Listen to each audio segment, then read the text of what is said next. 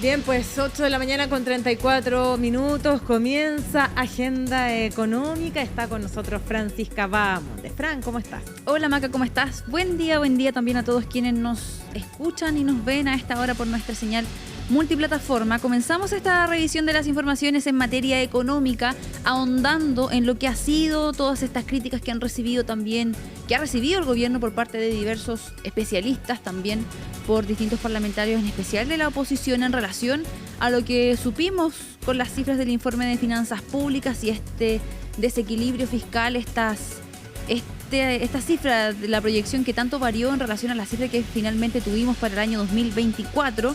Siguen, como yo te decía, Maca, entonces los cuestionamientos no solamente al gobierno, directamente al Ministerio de Hacienda y también a la Dirección de Presupuestos, a su directora Javiera Martínez, en relación a esta incongruencia, dicen algunos, en estas cifras. Acá hay que recordar, Maca, que el año cerró con un déficit estructural de 3,2% del Producto Interno Bruto, lo que fue bastante mayor a la meta que tenía Hacienda en un comienzo, la que se había comunicado también, ya que se esperaba 1,9% de déficit al menos del Producto Interno Bruto durante ese periodo. Esta cifra entonces se acrecenta mucho más en la cifra real, más allá de la expectativa que se tenía.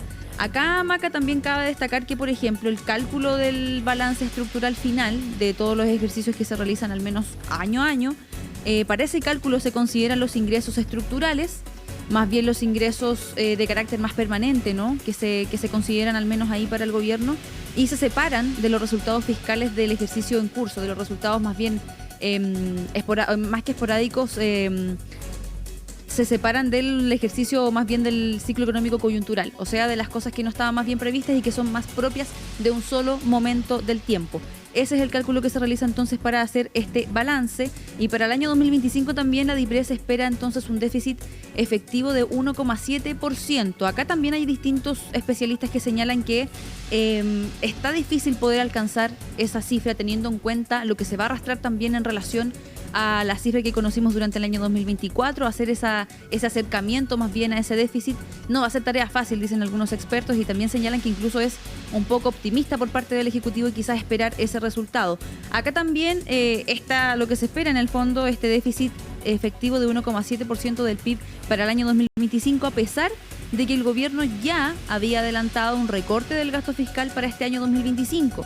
Y también pese a que el gasto crecería menos de lo que se había estimado en un comienzo. Ahí también se da entonces parte de esa cifra, y acá también dicen que este recorte debería ser de una magnitud mayor. El recorte al menos en el gasto es lo que se indica por parte de distintos especialistas.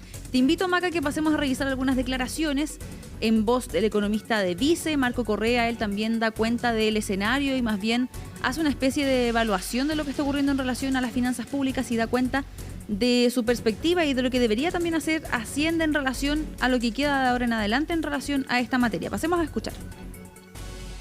Desde el punto de vista del gasto y déficit que está proyectando este informe, pasar de un déficit cercano al 3% a uno menor a 2%, 1,7, 1,8, como establece este informe, la verdad que es una meta que por ahora puede ser ambiciosa. En la práctica se puede necesitar que el gasto incluso crezca menos de lo que ya está establecido en este informe.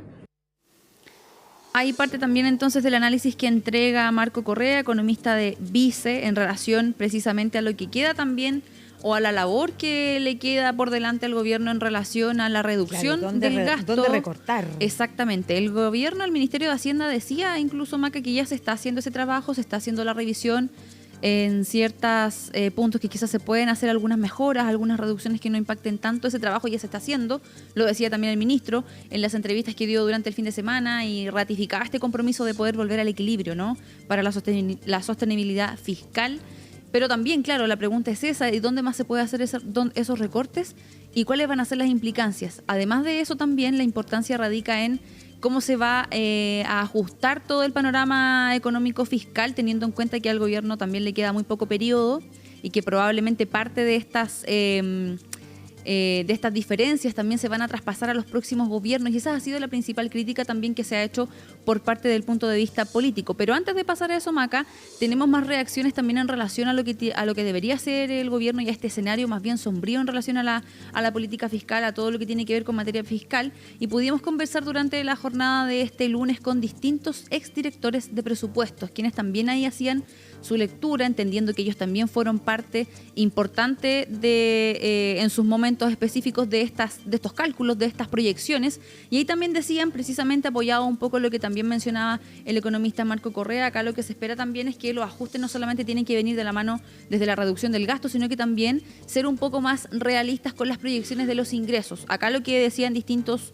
exdirectores de presupuesto es que precisamente hubo una sobreestimación de ingresos durante este periodo que también perjudicó finalmente a lo que son estos cálculos, y eso también trae sus consecuencias. Esa también la hizo el propio ministro, ¿te acuerdas? Acá en la agenda económica, donde dijo, bueno, esperábamos más de la recaudación, esperábamos más también del proceso de algunos minerales. Exacto, la recaudación por parte de los ingresos provenientes del litio, también decían ahí, también se atribuía parte de este error de cálculo, o más bien de este desequilibrio en los cálculos, también en lo que se recaudó a través de la operación renta. Son distintos factores que él atribuía también, pero ahora lo importante también es ver cómo se va a ir tratando de solucionar esa parte, ¿no? Y también no dejar este problema para los próximos gobiernos. Te invito, Maca, y a todos quienes nos ven y nos escuchan hasta ahora, que pasemos a revisar las primeras palabras de Matías Acevedo, el exdirector de presupuestos, en relación también a este punto. Pasemos a revisar. Tiene que haber un ajuste adicional al que ya hizo el Ministerio de Hacienda. Es insuficiente los 600 millones de dólares que pactó con el Congreso. El llamado es hacer el mayor ajuste fiscal posible respecto del gasto para acercarse lo más posible a la meta de déficit de menos 0,1 puntos del PIB. De lo contrario, este desajuste fiscal se va a traspasar nuevamente al 2026. Ahí lo decía entonces Matías Acevedo, exdirector de presupuestos. Acá también hay que recordar, Maca, que la directora de presupuestos actual, Javiera Martínez, no descartó hacer algunos ajustes en el gasto público para el año 2025. Lo dijo también en una entrevista durante este fin de semana al diario Pulso, en La Tercera, y mencionaba también ella parte también de estas justificaciones y de las razones por las cuales se dio este escenario finalmente. Acá también hay otra reacción que pudimos recabar durante la jornada de este lunes en voz de Cristina Torres. Ella también es exdirectora de presupuestos, y ella era la que también decía que había que tener ojo con la sobreestimación de los ingresos. ¿Por qué? Porque para este próximo ejercicio se espera un aumento de 8,4% en lo que se estima por parte de la DIPRES.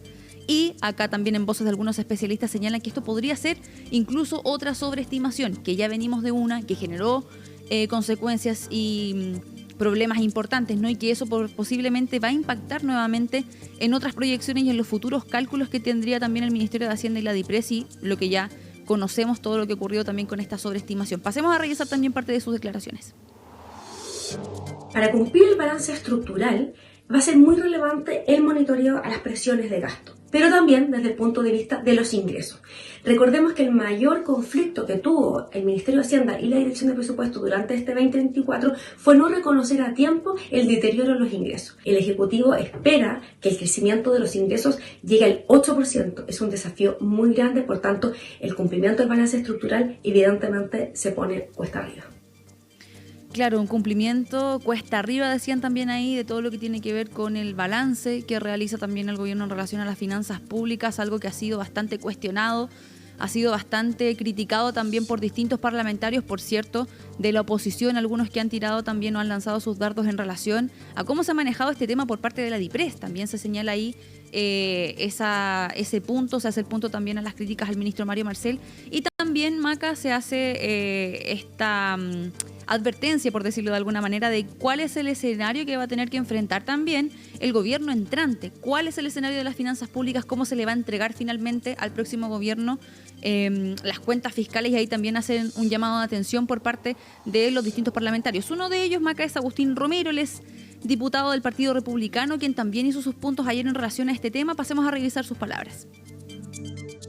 El gobierno del presidente Boric ha sido irresponsable en el manejo de las cuentas fiscales. Las medidas que deben tomarse son claras. Primero, un ajuste serio en el gasto público, eliminando programas ineficientes. Segundo, en vez de seguir ahogando a las pymes y la clase media con más impuestos, el gobierno debería impulsar una agenda de crecimiento que incentive la inversión y el empleo. Y tercero, debe haber un compromiso real con la responsabilidad fiscal, cumpliendo con las metas establecidas, no buscando excusas para seguir gastando sin control. Chile necesita un gobierno que entienda que no se puede gastar más de lo que se tiene.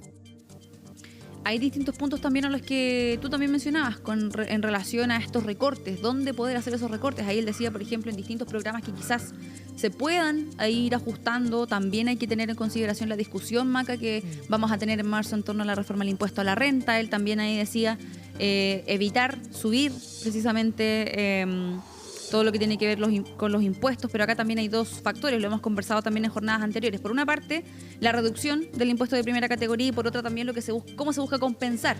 Y acá una de las compensaciones también va precisamente a las altas rentas, así que a los impuestos a las altas rentas. Así que también es parte de ese debate que todo tiene...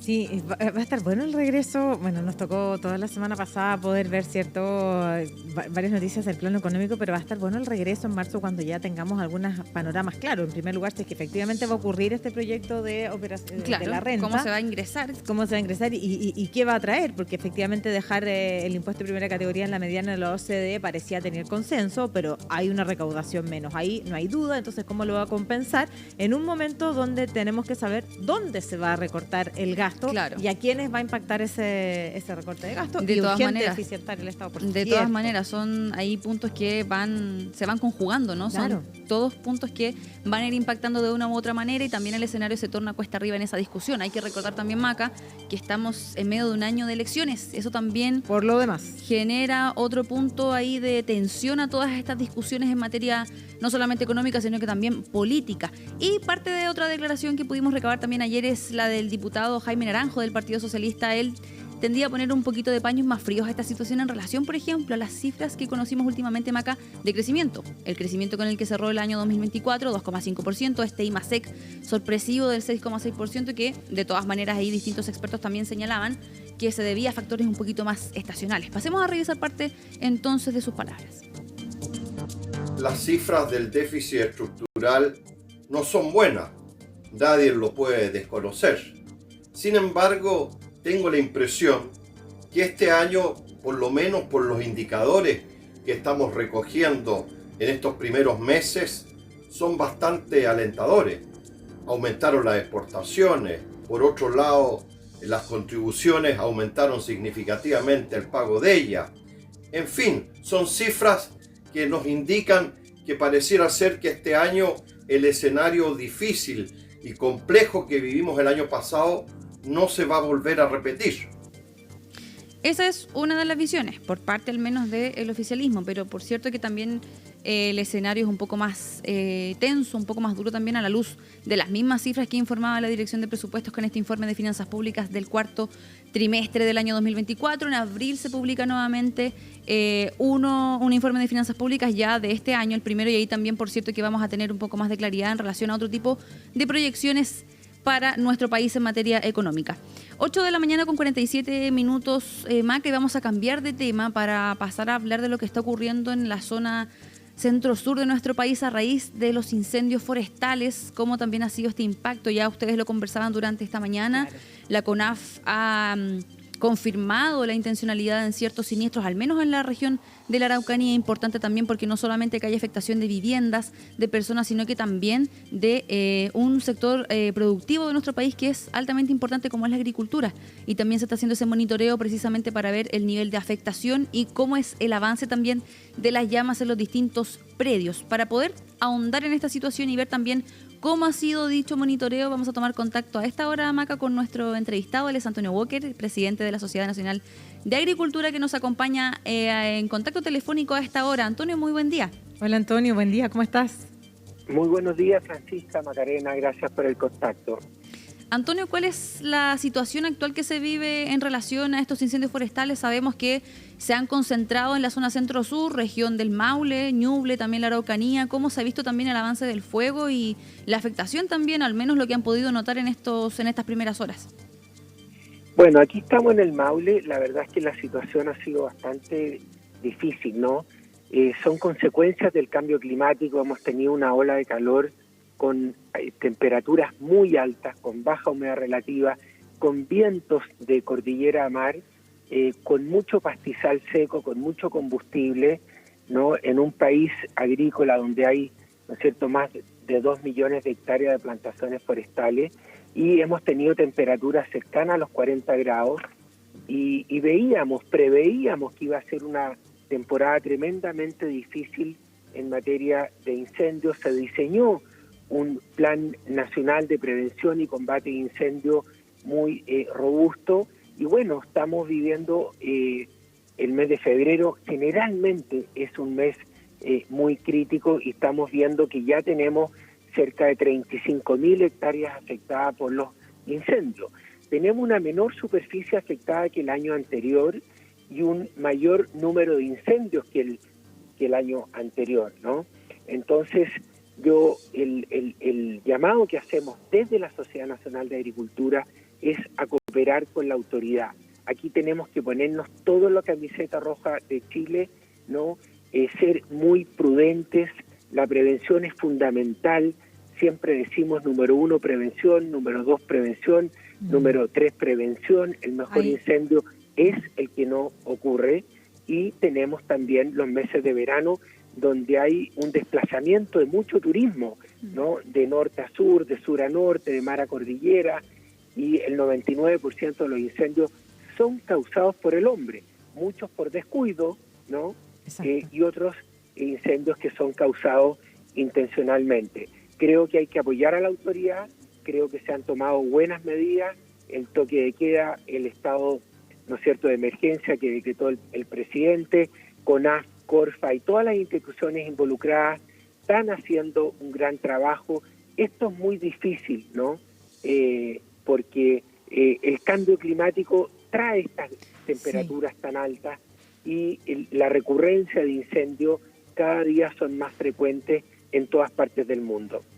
De todas maneras, Antonio, te saluda Macarena Morales. Conversamos con Antonio Walker, presidente de la Sociedad Nacional de Agricultura. Tengo varias dudas respecto a esto, porque tú hablas de la crisis climática, y esto es consecuencia de la crisis climática, sí. Y bien sabemos que el mundo del agro se ha tenido que adaptar y vivir los cambios, las vicisitudes de justamente los cambios de temperatura y la crisis climática.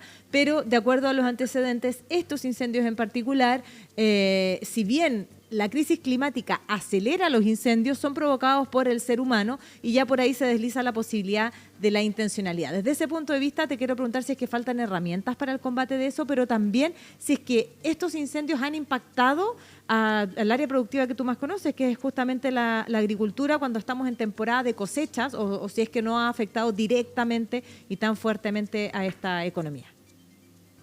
Bueno, estamos en este contexto de cambio climático, ¿no es cierto?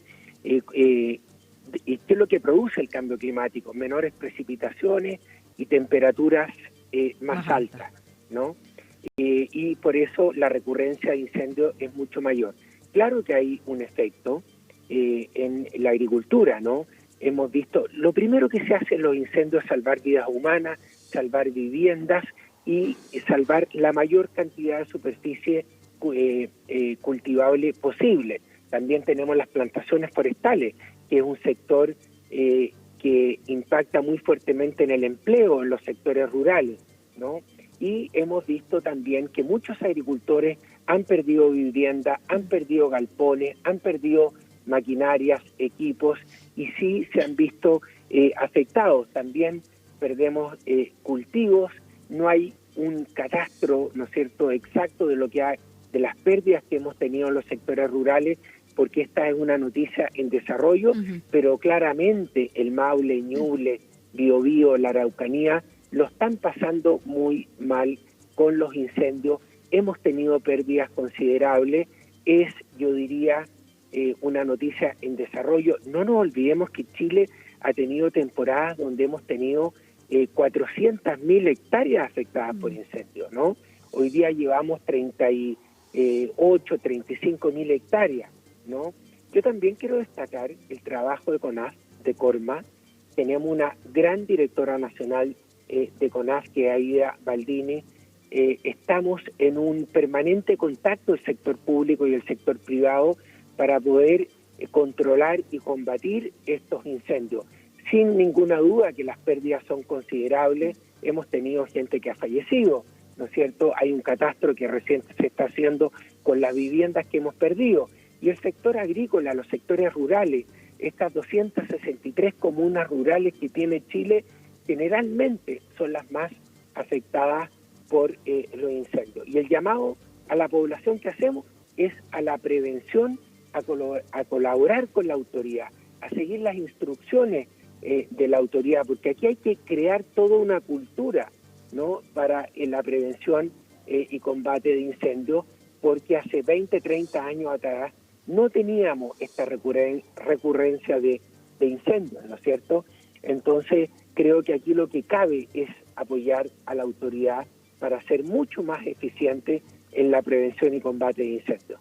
De todas maneras, Antonio, también está ese trabajo mancomunado, lo hemos podido ver también durante todo el fin de semana, el trabajo que ha hecho la CONAF, también Senapred, con la actualización de la información en relación a estos siniestros. 8:55 a.m, estamos conversando a esta hora con Antonio Walker, él es presidente de la Sociedad Nacional de Agricultura, que de hecho se encuentra en estos momentos en la región del Maule, monitoreando también toda la emergencia a raíz de los incendios forestales. Antonio, también quería hacer una pregunta en relación a los refuerzos que se han debido hacer en el sector agrícola, precisamente para poder salir con las cosechas sin mayores problemas en relación a esta emergencia. Durante la jornada de este lunes podíamos conversar también con el presidente de la Asociación de Agricultores de Mayeco, él es Sebastián Navellán, quien nos decía precisamente que, muy en línea también con lo que comentaba en su respuesta anterior, que son de un tiempo a esta parte el gremio ha debido acostumbrarse a este tipo de siniestros, han ya enfrentado por lo bajo 3 febreros consecutivos con este tipo de emergencias, por lo tanto también ahí se hace necesario, o se ha hecho más bien urgente ir tomando distintas medidas para hacer frente precisamente, por una parte a evitar daños en viviendas, también evitar el daño de la pérdida de vidas, que sin duda es lo más fundamental, pero por otra parte también en poder salir adelante con las cosechas, teniendo en cuenta que esta temporada es bastante relevante también para ciertos sectores de la agricultura. ¿Cómo han sido también ese refuerzo de esas medidas? Bueno, generalmente estos incendios ocurren cuando tenemos temperaturas muy altas, y generalmente estos incendios ocurren en plena época de cosecha. En el Maule, ¿no es cierto?, ya partieron las cosechas de pomáceas, de manzanas, de peras, no nos olvidemos, estamos cosechando nectarines, durazno, y una cantidad de uva de mesa, y hay mucho movimiento en las carreteras. En la región de Maule, Ñuble, Biobío y Araucanía, también estamos en plena época de trilla, ¿no? Estamos cosechando los trigos, estamos cosechando distintos cultivos, y el llamado que hemos hecho para minimizar los incendios es, en lo posible, a no trabajar con altas temperaturas, a trabajar en una jornada única, muy temprano en la mañana, ¿no?, que eso también ayuda mucho a la protección de los trabajadores agrícolas, o muy tarde en la tarde con temperaturas frescas. Uh-huh. Yo también quiero agradecer a todos los agricultores la colaboración que han tenido con la autoridad para no realizar labores agrícolas en horas de alta temperatura. La faena también cero. Quisiéramos, desde la Sociedad Nacional de Agricultura, solidarizar con todos los víctimas de estos incendios. Muchos trabajadores agrícolas que viven en sectores rurales que lo han perdido todo, muchos agricultores que han perdido parte de esa infraestructura. Nosotros, como Sociedad Nacional de Agricultura, iniciamos una campaña que dice: a mal tiempo, buena gente. Estamos abriendo nuestros colegios agrícolas. La Sociedad Nacional de Agricultura tiene 20 colegios, tenemos un instituto, ¿no es cierto?, un instituto técnico profesional en Temuco, que está abriendo sus puertas para poder recibir, ¿no es cierto?, la ayuda de mucha gente. Aquí hacemos un llamado, todo lo que significa alimentos, colchones, ropas y todo lo que puede ayudar a la gente que lo ha perdido todo, bienvenido. Estamos abriendo estos centros de acopio, especialmente en Temuco, para ir en ayuda de gente que lo está pasando muy mal en estos días. Antonio, qué bueno que nos compartes, ¿cierto, Fran? Esto de al mal tiempo, buena gente, y esta necesidad también de poder ir en ayuda de aquellos que, claro, uno lo ve a la distancia, pareciera ser solo incendios forestales, pero la pérdida es mucho más que eso. Y entendemos perfectamente que lo primero es poner a resguardo la vida, eso no hay ninguna duda que es lo más importante. Evitar tragedias humanas, por cierto, que es el objetivo en el combate de estos incendios, pero también hay un costo y que tiene que ver con un costo económico de quienes han hecho de sus tierras el lugar que les ha dado el sustento. Uh-huh. Y cuando esas tierras, esos suelos son víctimas de un incendio forestal, ¿en qué condiciones quedan? ¿Es posible volver a producir desde el punto de vista del agro en esas mismas tierras o el daño ya es permanente en varios años?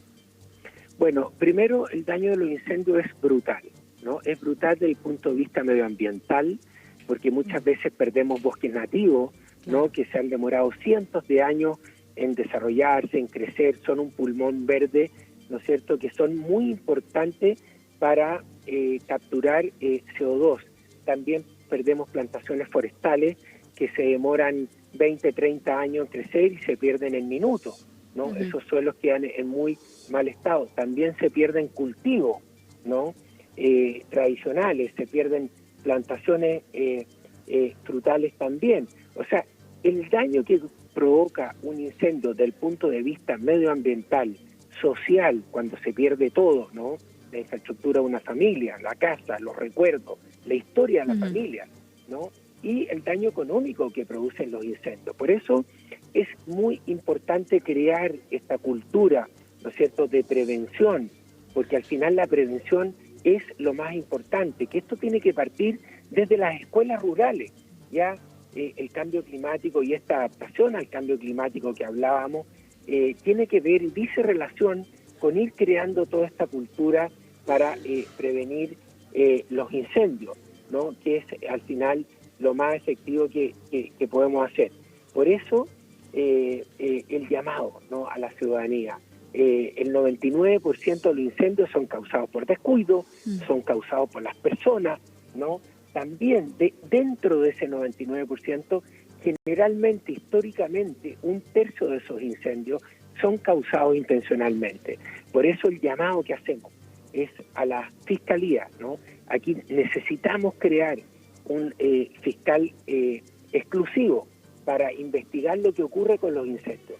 También un llamado a los tribunales a actuar rápidamente para aplicar el máximo rigor de la ley cuando podemos detectar que hay incendios que son causados en forma intencional, ¿no? También yo creo que en esto lo que corresponde es apoyar a los brigadistas, es apoyar a los pilotos de las aeronaves, es apoyar a estas dos instituciones que participan en la prevención y combate de incendios. Aquí lo más difícil es la coordinación, ¿no?, entre estas instituciones, el sector privado, el sector público, pero bueno, todos tenemos que ponernos la camiseta roja de Chile y solo apoyar a la gente que sabe de incendios. Yo repito el nombre de Aida Valdire, que es nuestra directora nacional uh-huh. de CONAS, que tiene gran experiencia, ¿no es cierto?, en la prevención y combate de incendios, y también un reconocimiento a Corma, un reconocimiento a bomberos, a carabineros, a la PDI, los gobernadores, los intendentes. Aquí hay mucha gente que participa y que se dedica gran parte de su verano, ¿no?, a prevenir y a controlar el incendio. Por eso creo que la coordinación es fundamental también. Sí, de todas maneras, fundamental. Lo hemos visto también esa coordinación. Sabemos también, lo decían desde Senapred, lo que se arriesga alguna persona si es que es sorprendida precisamente iniciando un incendio, si es que llega a ser formalizado o condenado, son 20 años de cárcel. También lo decía Senapred durante este fin de semana, tener en cuenta esa información. Y por cierto, también que vamos a quedar atentos al desarrollo de esta emergencia. Antonio Walker, presidente de la Sociedad Nacional de Agricultura, muchas gracias por este contacto y esta conversación con CNN Chile Radio. Que tenga muy buen día. Buen día, Antonio. Muchas gracias, Maca Francisca. Hasta luego. Poquito de las 9 de la mañana con 3 minutos, Maca. Antes de terminar esta edición de Agenda Económica, te cuento que hace poquitos minutos atrás, a las 8:30, el Banco Central publicó su encuesta de expectativas económicas del mes de febrero, donde acá se señala, por ejemplo, que se espera para este mes En cuanto a la inflación, 0,4%, también lo adelantaban algunos expertos, 0,4% para febrero y para marzo en torno a 0,6%. Y acá lo importante, Maca, es que las expectativas de crecimiento para la inflación aumentan. Antes, en el informe anterior, se esperaba 3,8 aproximadamente Llega a 4, a fines del 2025, a diciembre del 2025, y ahora llega está en 4,1, que era también parte de lo que se esperaba a raíz de lo que hemos estado hablando de las nuevas presiones inflacionarias, todo lo que ha ocurrido también en relación a ese punto y que, por cierto, vamos a seguir monitoreando nosotros en Agenda Económica. Bien.